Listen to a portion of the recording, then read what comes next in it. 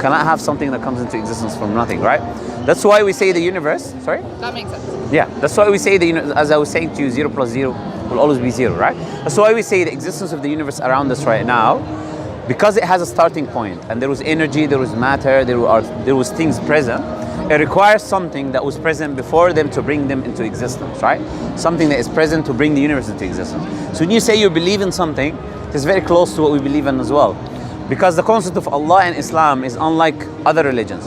So for example, in Christianity, there's a concept of God being a man, right? Yeah. In Hinduism, there's a concept of pictures of God with many hands, with different forms, right? Ganesh, we know it. Yes, good. So you know about these things, which is good. Makes it easier now. Now in Islam, if I said to you, think about an animal that does not resemble any animal in creation, can you do that? Probably not, though. It's impossible. Yeah. Even the things which are fairy tales. Certain characteristics. Yes, yeah. even things like fairy tales like dragons. Dragons are mainly a lizard with wings, right?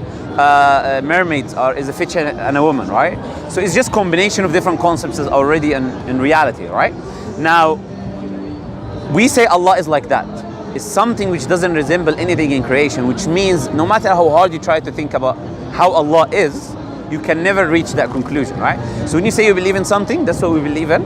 Allah is transcendent, beyond something, beyond our understanding as humans, beyond our comprehension, and it created and brought the universe into existence, right? Do you say that makes sense? Yes. Okay. We say when you look at the universe as well, you will need certain characteristics in order for you to be able to bring the universe into existence. Like I cannot make this table without materials like iron, etc. You cannot create the universe without power that we cannot even comprehend, compress the universe into a singularity, knowledge that we cannot even know of to have all of these laws of time and physics and gravitational constants and all of these very precise laws, right? You would need wisdom that we cannot even comprehend, right? You will also need to be not bound by the laws in the universe because you made the laws of the universe, right? So, and independent of the universe. So if you believe in these basic things, this is a concept that we believe in, that we refer to as Allah. We use the word Allah because unlike the English word God, which can be feminine like goddess and plural like gods, Allah is, in the Arabic does not have a feminine plural. Okay, It's just unique. It's just uniquely one. So it completely represents what we believe in as Muslims, right? It's an accurate representation of the divine, right? And also you have the concept of prophets. Jesus, Moses, Noah, Abraham, Muhammad. Okay, peace be upon them all. So we believe in all of these prophets, right? What about you? Do you believe in prophets? I don't know. I was brought up as a Christian Okay. like my whole life. But Yes. I kind of ruled it out recently. You did what? Ruled it out? I was just like, Yes. I just kind of struck it from my life. Why? I don't know. I think I was kind of held back. Yes. There was a lot of things I couldn't do. Okay. And that, You couldn't do in Christianity. yeah. Okay, Yeah. so that's a very important thing now. That's Yeah. absolutely excellent you told me that. Because when you come to Islam, there are rules in Islam as well, right? So we wouldn't tell someone, for example, that look, Islam can be a Muslim, do whatever you want, right? We wouldn't lie to someone and tell them that. We tell them that there are things, rules that comes with Islam as well. But I would ask you that question then.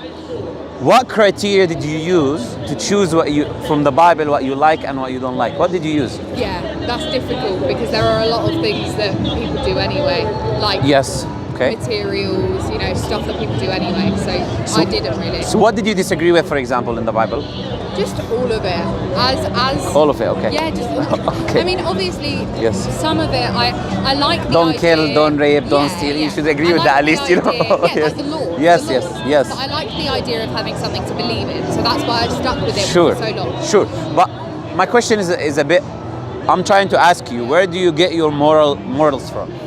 What do you use to judge whether an action that you will do is correct or incorrect? How do you do that? I don't know. Good. Okay.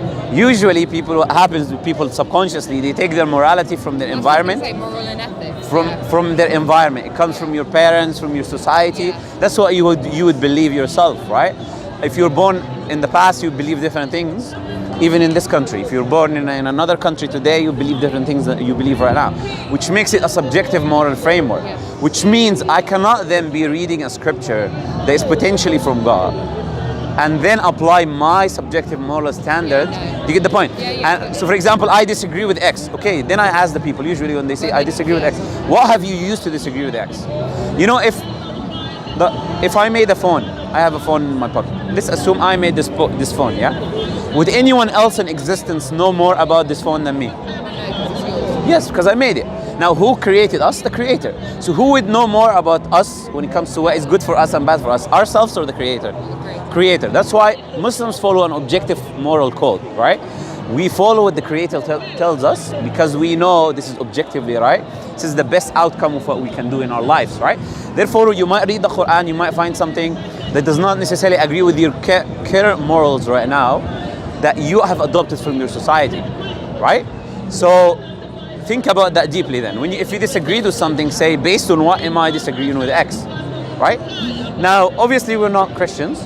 There are disagreements between us and Christianity, but we believe in the previous prophets, like Jesus and Moses, and we say that... You believe in Jesus? Yes, definitely. It actually is mentioned 25 times by name in the Quran. Well, read it. While Prophet Muhammad is mentioned only 5 times by name. Moses is mentioned 70 times by name in the Quran, more than Prophet Muhammad, many, many more times, right? So we believe in these prophets and we hold them in high regard as well, but we don't worship them. We don't seek help from them, we seek help from God, we worship God, right? Only the creator, not the creation, right? And we say that they were sent only to their localities and people. Like Jesus was only sent to the lost sheep of the house of Israel, right? Other prophets were only sent to their specific people and nations. They were not sent to everyone. While Prophet Muhammad came with a universal message as the last and final messenger for everyone. That's why you have Muslims from every locality, every country of the world right now, right? So you haven't told me really. You said you're from a Christian background, but you didn't tell me whether you believed in prophets or not.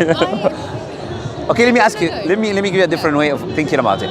If I made something, an object that you've never seen in your life, and you want to know how to operate it, who would you ask? I've made an object, it's in front of me. You want to know how this works. Who would you ask? I think initially I'd go to my parents. But it's an object that I designed that no one have designed before. You have to go to me, isn't it? Definitely, right? Because no one knows how to operate it except me. Okay.